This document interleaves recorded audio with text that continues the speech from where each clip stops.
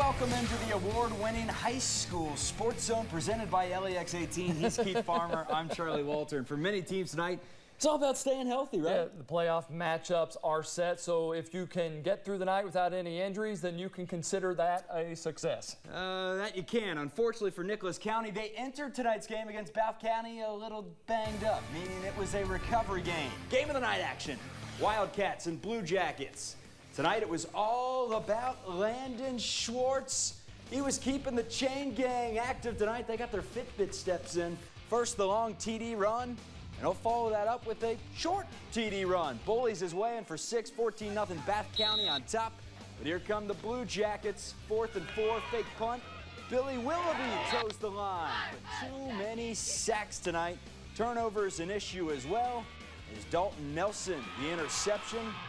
And that would set up a score from Ryan Leach to Austin Reed. 21-0 at halftime, and it was all Bath County tonight. They win it 42-7. And how about the Frederick Douglass Broncos? In just their second season as a program, they run the table. A perfect 10-0 season.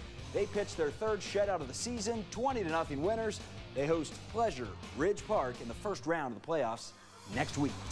Yeah, we don't normally show North Hardin or Doss, but Doss, which is up in Louisville, has Shawnkel Night Golf. And tonight, the defensive end made his college choice, which came down to Kentucky or Louisville.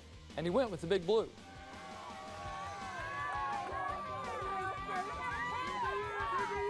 Both my parents, one of them is a Louisville fan, the other one's a Kentucky fan.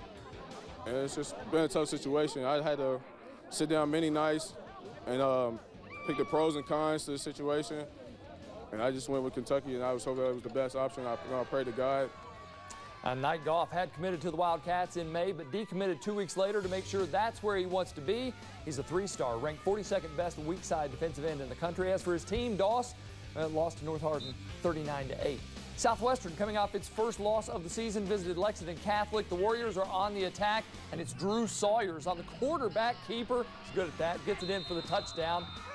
Sawyers also showing off his arm with this deep pass to J.P. Vaught.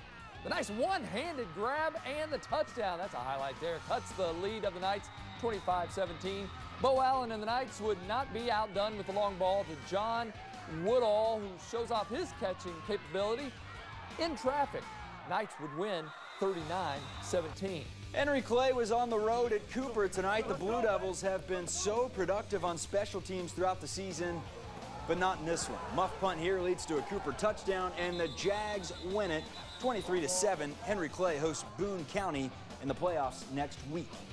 The defenders of Bryan Station taking on Madison Central. Senior night action right before the half. Jalen Burbage finds Kung Fu Kenny Curry to give Bryan Station a 22-8 lead. That was in the prompter. I didn't say that. First drive out of halftime for the defenders, and we lose Jalen Burbage. Then we find him. Takes it down to the 1-yard line.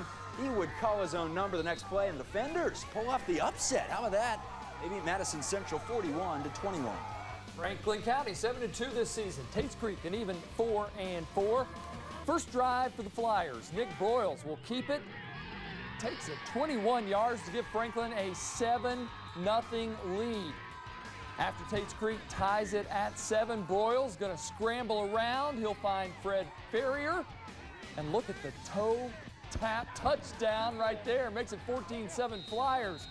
Franklin County goes on to spoil Tates Creek's senior night 35-19. Dunbar season ending tonight with a home game against Western out of Louisville. The Bulldogs look to start this game outright, and that's just what they did with this pass to Jamarcus Robinson, who's going to take this one into the end zone on the first play of the game.